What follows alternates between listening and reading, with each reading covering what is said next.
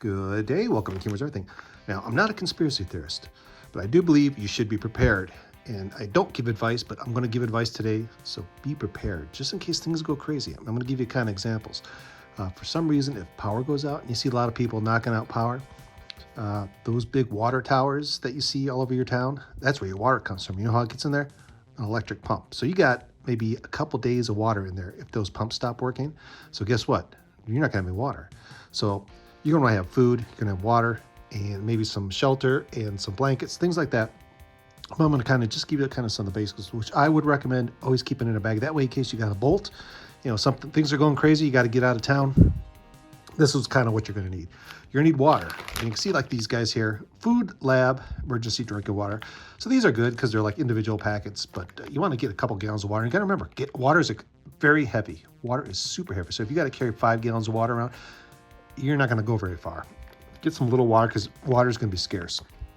You're going to want food, lots of food, or at least enough for you and your family, whoever you're with. So I like these little dried ones. You can see Southwest beans. I think this is some tortilla soups, apple cinnamon cereal, little things that are very light. And like I said, you're going to need water to make these because you just can't eat this stuff. So you want to get some water. Always have some water with you, or get like a little water filter so you can go to a lake or a river, get some water out and filter it and not get sick, because getting sick sucks. And you're going to want heat. You're going to want some heat. So get yourself waterproof matches or a lighter. And you can see like this guy here, it's got a whistle, signal mirror, things like that. That's okay. Emergency blankets. These are them kind of like fancy foil blankets. They're very thin. But if you want to keep warm, very nice way to do it. Or if it's raining, something like that. And if it is raining, get yourself a little poncho, something like this. Very inexpensive. You can get these for a couple bucks. If it's raining and you're going to get cold, and if you're cold and wet, you are going to be miserable, absolutely miserable.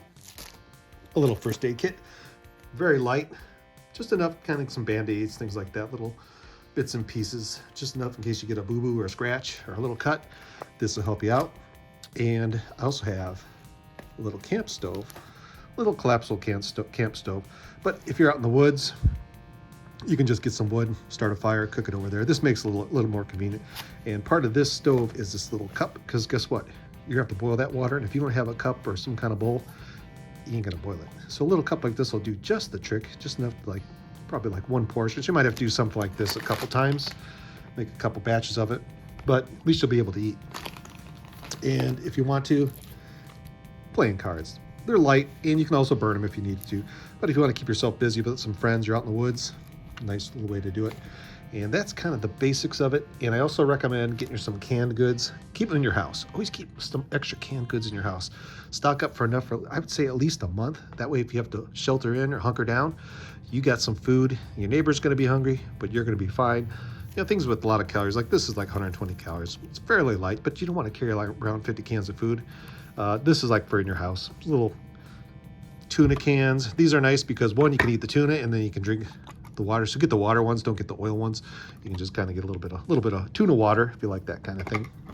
And then most importantly, just in case, oh yeah, baby, keep some bucks around.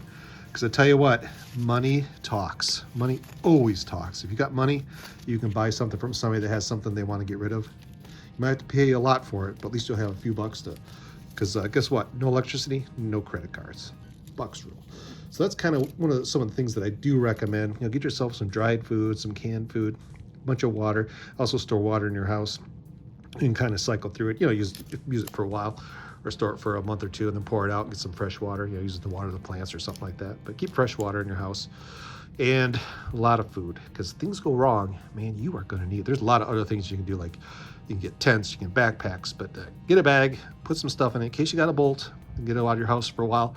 Or maybe a week or so until things calm down, because things will go crazy. Guess what? People are going to be hungry, and people go crazy when they're hungry. I don't know if you remember when the virus that happened, what was it, 2 years ago? What happened to the stores? They got pilfered to the end. There was nothing left. You could not find or buy anything anywhere. So stock up. Oh, toilet paper. Grab a roll of toilet paper. Why not? Unless you like just doing your business out in the woods. That's cool too. So anyway, I hope you guys enjoyed the video. That's you guys. Have a great day.